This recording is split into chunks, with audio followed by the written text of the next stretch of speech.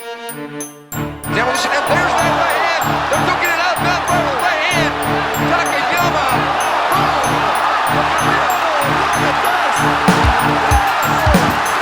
Green trunks for the southpaw, the notorious Conor McGregor. Black trunks for the champion, Jose Aldo Jr. Conor relaxed, smiling. Oh! Nate Diaz, you just shook up the world. How's that feel? Hey, I'm not surprised.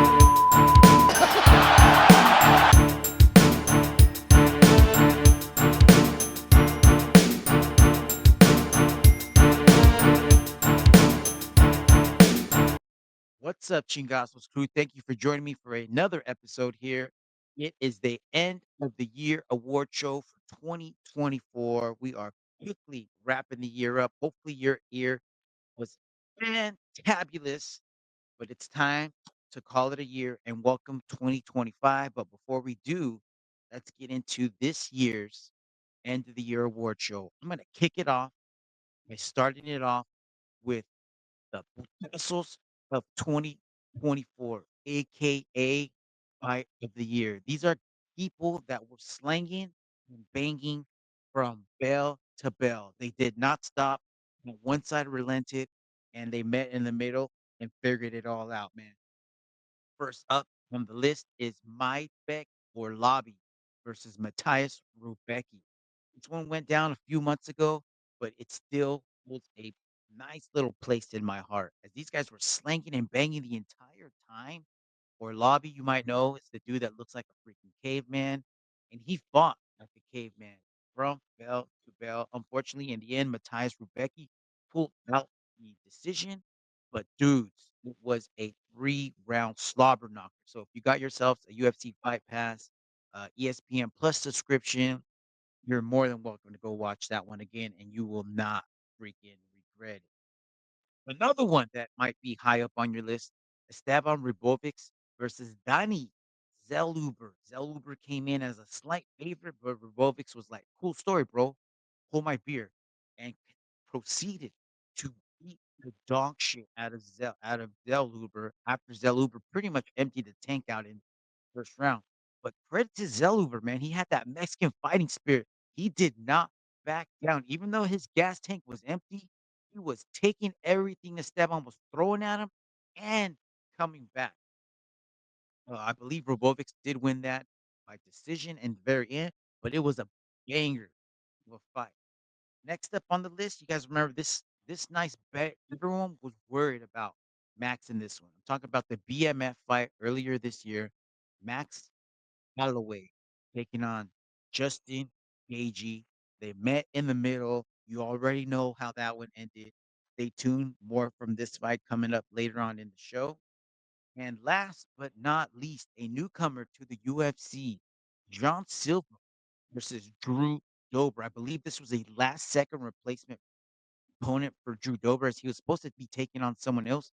And John Silva was like, bro, I'm ready to slang and bang. And it turned into a war. John Silva did get the best of this one and ended up winning a unanimous decision victory, but it was a good one for the fans to watch, man. And another fun one that changed so many times. This was such an epic storyline leading into UFC Noche. Talk about Diego Lopes versus Dan Ige. As you guys remember, this was originally supposed to be Diego Lopes taking on Brian Ortega. Brian Ortega was having some health issues, and within hours of notice, maybe a day or so actually. Dan Ige was like, "Cool, I'll do it. I'll step up." And Diego Lopes was like, "Cool, I'll fight him." Then they were like, "Hey, he can't fight at 145. He'll fight at 155." He's like, "I'll fight him at 155." And they're like, "Hey, he can't make 155. Can you make one whatever it was, 160, 165?" And he did it. All right. So credit to Diego Lopes, credit to Dan Ige stepping up and delivering one to remember, man. Drum roll, and the winner is for putazos of the night, just because of everything that was at stake here, the severity of the event, the last second replacements, the not giving a rip about who, what, when, what weight class. Look at Diego Lopes versus Dan Ige for putazos of the year. All right, next award, combat what the F moment. So what I'm talking about here for this category, this is like little TMZ mixed in with some MMA news for y'all. So this could be either be like, whoa, I can't believe that freaking happened, or literally, I can't believe that happened in a bad way, right? So let's kick it off with something awesome. Started the year off on a hot note. 2024, I believe this went down like in February. Francis Ngannou taking on Anthony Joshua. You talk about a storybook fairy tale ending, and it's not even over yet. But Francis Ngannou literally climbing from the bottom to the top of the MMA world and then continuing to skyrocket, even though he had no background in it.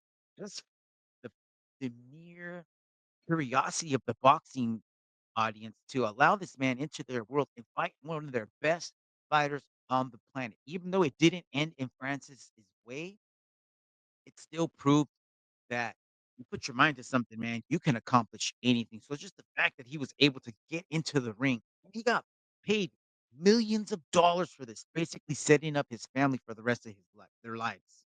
Uh, awesome. What the F positive moment of combat sports. Another awesome event of 2024, UFC Noche. What an extravagant show.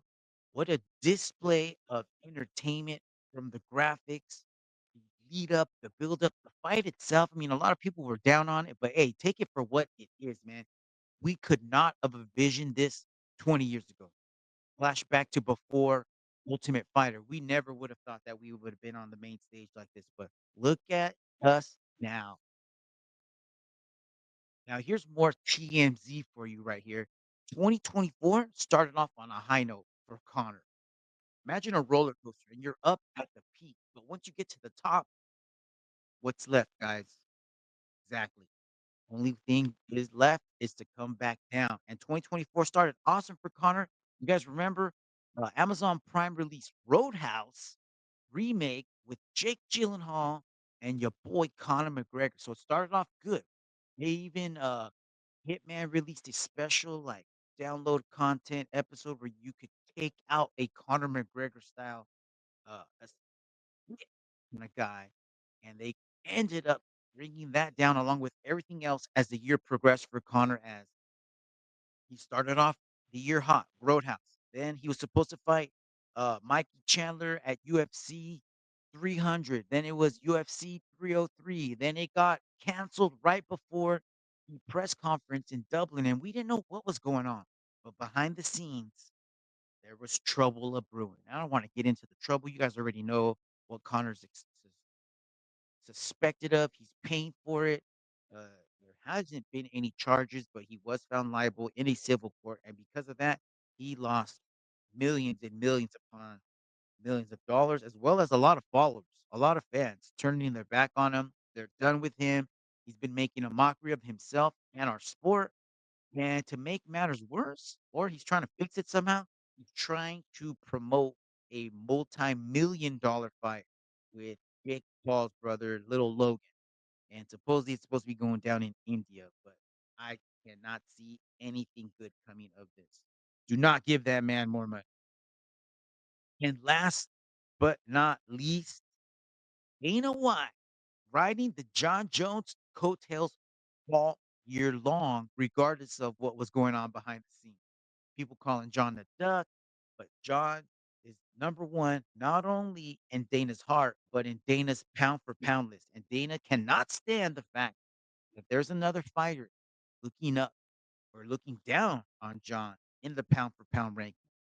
Well, at least that's how it went down in 2024. We'll see what happens in 2025. His Uncle Dana's talking about getting his boy Marky Zuckerberg and instituting some AI judging into the rankings or something. So stay tuned. And the winner is for Combat 2024. What the F moment of the year?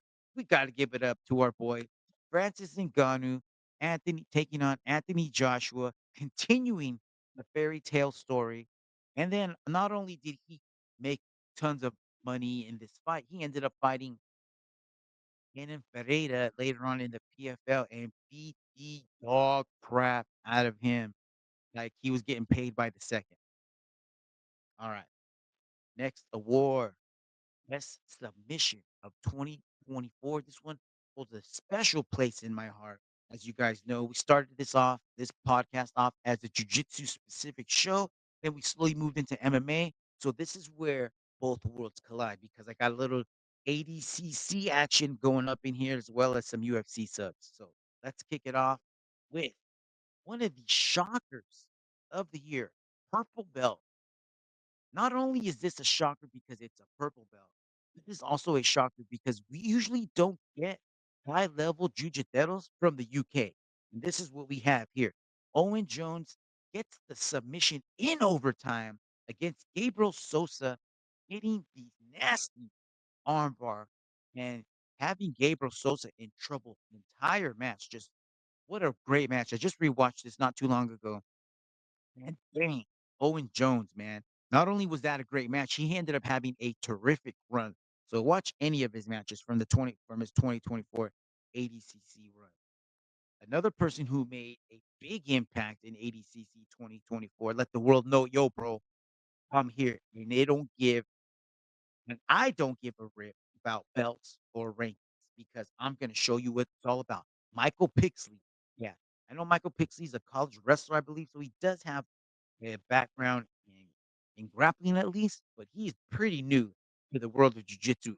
And he took on s- what many say is the number one grappler in the world, Nicholas Marigali, and he made short work of this dude.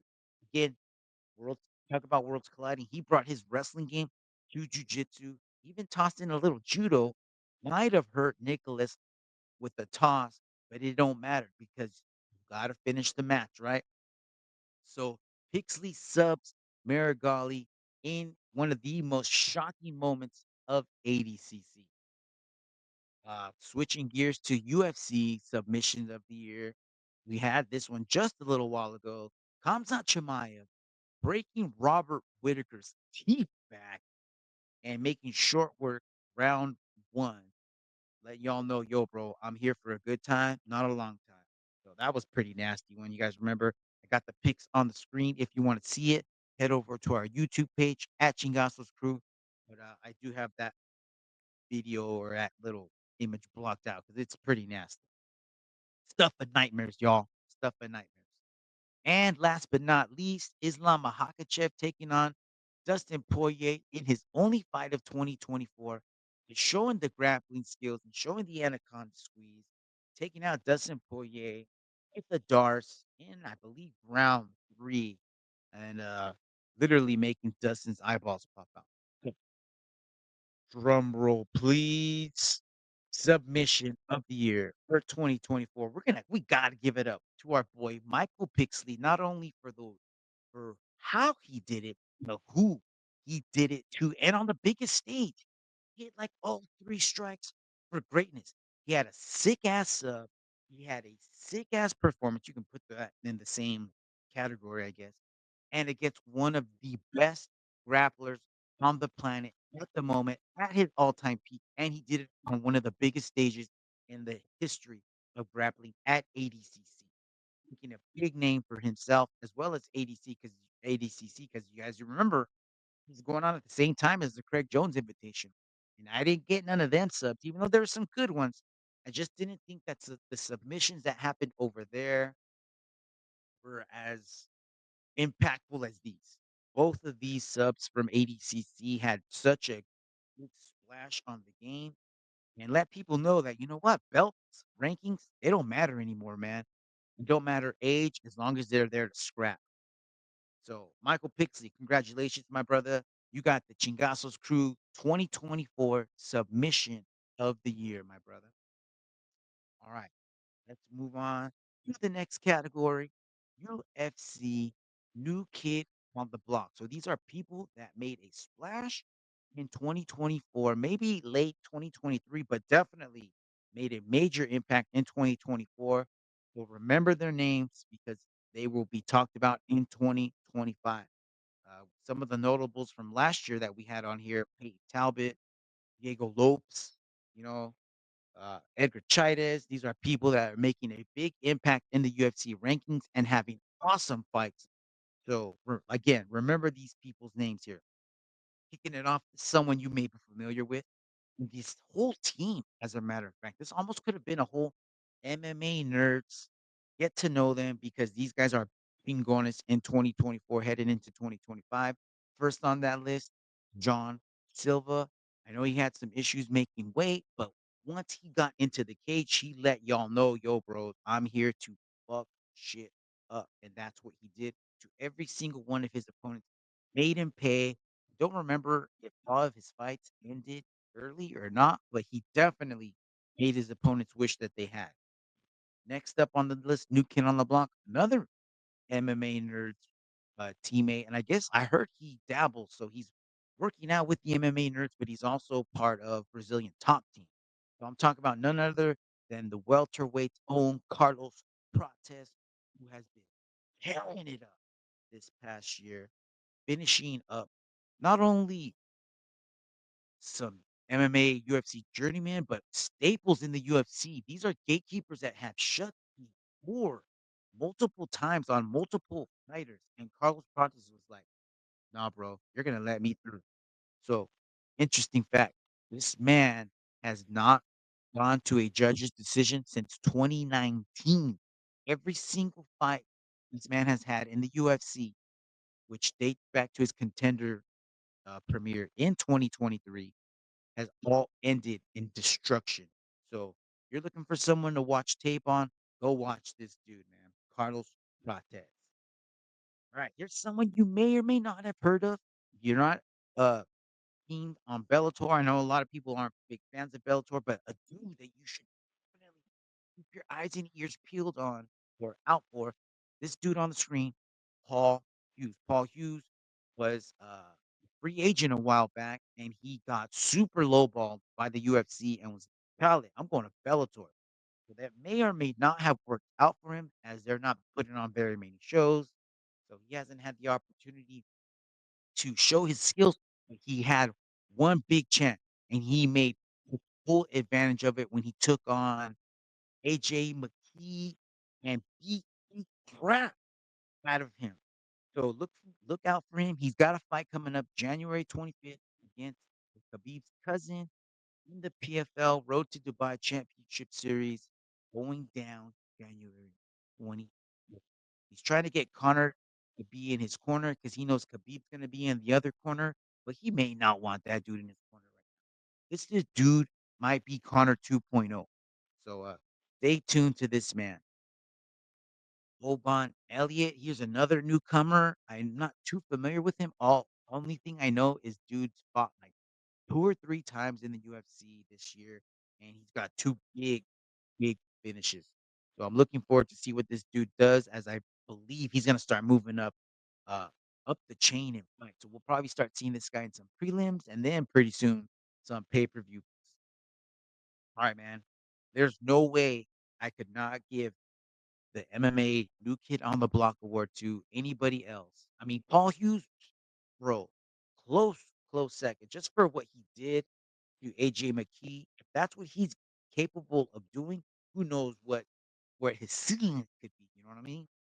But as of right now, New Kid on the Block, aka Rookie of the Year, we got to give it to our boy Carlos Prates, putting in work, getting it done. Sit down when this guy fights because he ain't gonna be in there for a very long time. All right, man. Got a special one here. I got some clips for y'all. As you already know, I'm gonna have to block them out on YouTube, but I'll post them up on the socials. It's time to talk about KO of 2024, the best knockout of 2024. We're gonna kick it off with Poatan knocking Jamal Hill's block off. This was UFC 299, I believe, 298, somewhere around there. You guys remember Jamal Hill punched or kicked Poatan in the nuts. Herb Dean tried to step in. Pereira was like, "Come on, bro. I got this." And knocked Jamal's eyeballs to the back of his skull, bro. Look at this. What a finish, man. And then he just finishes it up with some nasty GMP. This was Pereira, one of Pereira's masterpieces of 2024. dude was busy putting in work. All right. Here's one that we were worried about, and depending on who you were a fan of, it didn't end well for sure, right? Max Holloway KOs Justin Gagey, one of the most epic moments in combat sports history, as you guys remember. With the clip up on the screen, Max Holloway points to the mat, and these dudes proceed to throw down as if they were in a freaking phone booth. It was like me and my cousins back in the day fighting over the tree stump, trying to knock each other off, except these dudes are throwing hands. Poor Justin has not fought since, and I don't blame him, bro. But check this out. Max putting Justin in the dirt. Man, what a knockout finish. What an epic highlight for Max, man. And live by the sword, die by the sword, right? I mean, you win some, you lose some. Just like Max was on the giving end of a KO, now he's on the receiving end of one of the best, ugliest knockouts of 2024.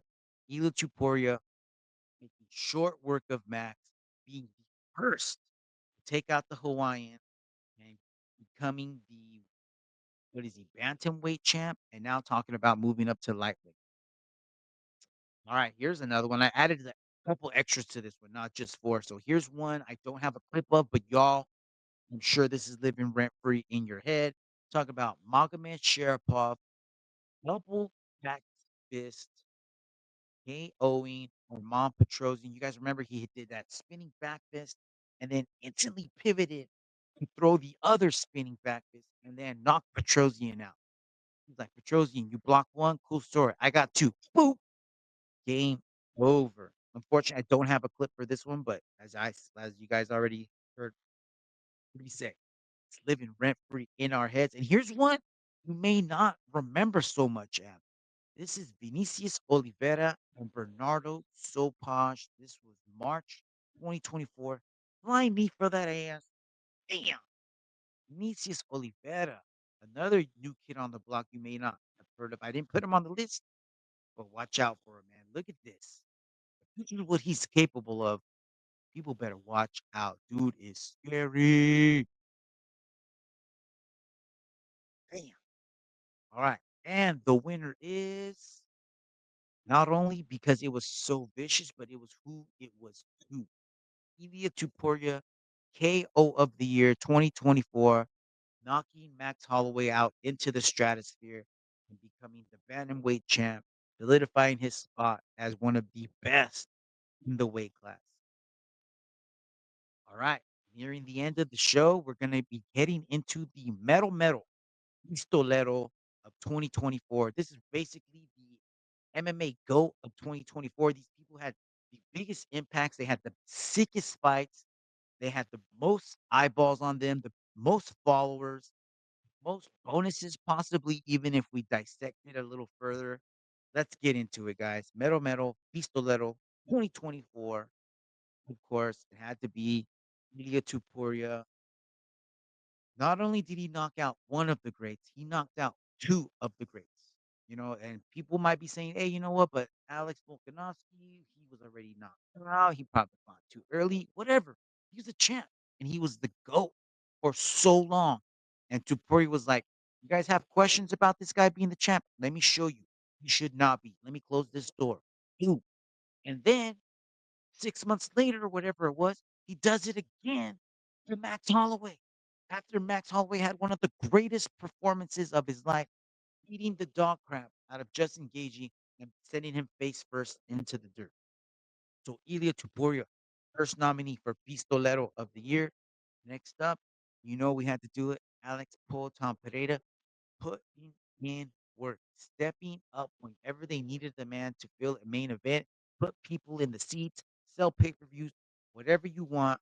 Knocked out Jamal Hill to start the year off. Then he knocked out Yuri Projaska. And then he beat the shit out of Khalil Roundtree, possibly sending him on a different career path, definitely sending him to the plastic surgeon. So, yeah, Alex Poatan Pereira, Pistolero of the Year nominee. How about this, guys? Marab Dab is really not only doing it in the cage, but doing it on social media before everybody started hating him for not fighting Umar or wanting to fight Umar. He was tearing it up on the socials, hating Sean O'Malley to come out of his shell, just talking so much crap, selling that fight so hard, and then basically manhandling little Sean for 5 rounds to score a pretty much a unanimous decision. All right, last up on the list, even though I mentioned this earlier in the show, he only fought once this year. But damn, what a performance. I'm talking about the GOAT, the pound for pound number one in the UFC, Islam Makhachev. That is your list of nominees. And the winner is, again, remember I said this is who had the most impact on the sport, who brought the most eyeballs, who had the most highlight, who made the most of his time in the cage. Close second, Ila Tuporia, but I'm gonna have to give it to our man Alex Potan Pereira. Not only was he doing it in the cage, not only was he saving pay-per-views, but he was also killing it on social media. Any clip this dude was a part of just blew up. So, Alex Poetan, you are the Chingasos Crew Mero Mero Pistolero of the Year for 2024, bro. All right. This is a cool category that we added last year. We're going at it this year. It's not too many nominees here because there was a lot of them, but these ones were the most impactful upsets of 2024, y'all. Let's get into it. Bilal Muhammad taking on Leon Edwards and beating the dog crap out of him for 5 rounds. This was old school elementary, like, hey, bro, let's go to the back of the backstop. Me and you, we're gonna throw down. And Bilal had nothing that Leon Edwards had an answer for. Whatever Bilal wanted, he got. So it was a 5 round butt whooping. Bilal is the champ now at 170. Uh, this was another one upset of the year that a lot of people didn't see coming. Talked about this man earlier. He was one of the new kids on the block making a big splash.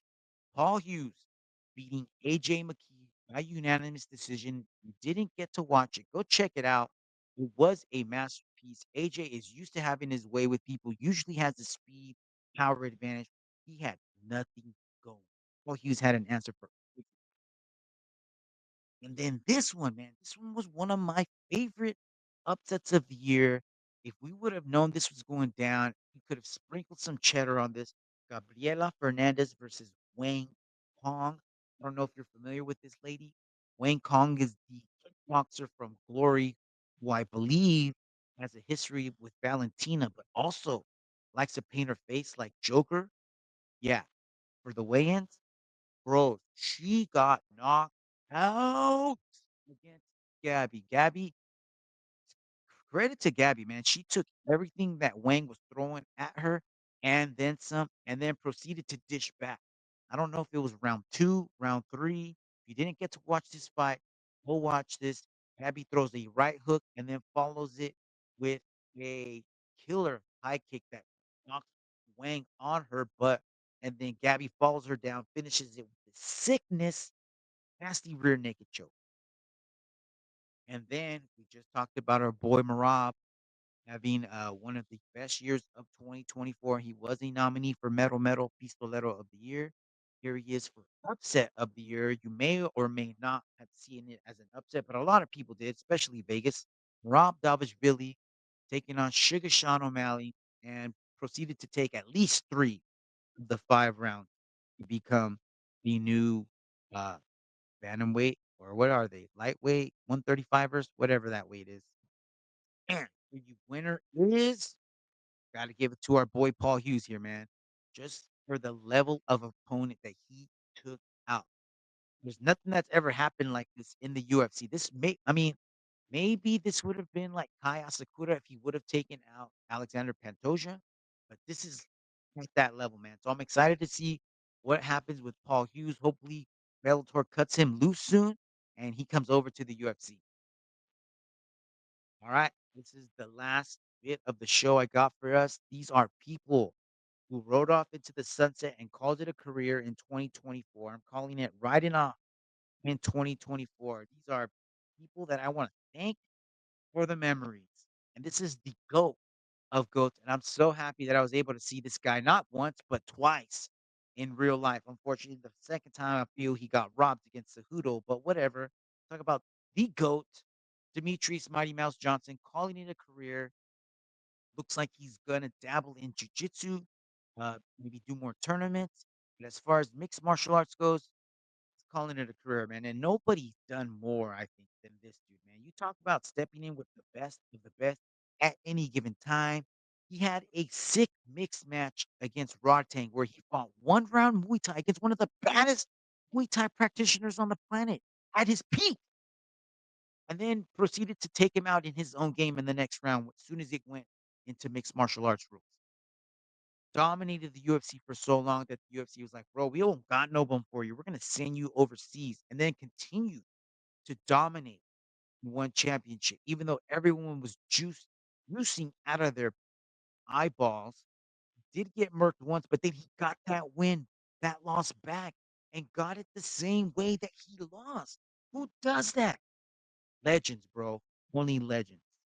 No, thank you, Demetrius. Thank you. Next up on the list, I believe this is his second time retiring, but this is it. Matt the Immortal Brown finally calling it a career. One of the best, dude. They don't make them like this anymore. This is like that Dan Severance uh mold, like this old school hardcore Marlboro Red dudes drinking Budweisers, riding out of a pickup. Uh, yeah, from here on out, you will not see Matt Brown training in the cage. He has talked about coaching. He does have a gym somewhere in Cincinnati, so he may keep doing that. But if you want to keep hearing him talk, man, check him out. MMA Fighting Fighter versus the Writer. Pretty good podcast. He pumps out an episode or two every week. Matt the Immortal Brown, elbows. Remember that dude when he knocked out Diego Sanchez, basically sending him to the hospital? Yeah. Thanks, Matt. And last on the list, man, we were mad at you for a little while, Stipe, but you are one of the best, dude. Stipe Miocic finally calling it a career. Had one more time in the cage against John. Didn't end so well for you, bro. But before that, you were a maniac and a menace. The only person in the UFC or anywhere, anybody for that matter, to hand Francis an L. You are the man, Stipe. Thank you for the memories, bro. Well, gente, that is all I got for us. 2024. It is an official wrap. We're heading into 2025 hot. I'm looking forward to all the shows we got. Maybe heading out to some live ones eventually. But until then, Chingasos Crew, have an awesome 2024 and have a happy 2025. I'll see y'all next week. Have a kick-ass week. Chingasos Crew out. Peace.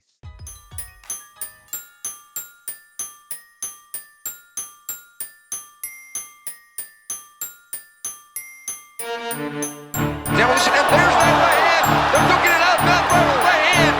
Takayama.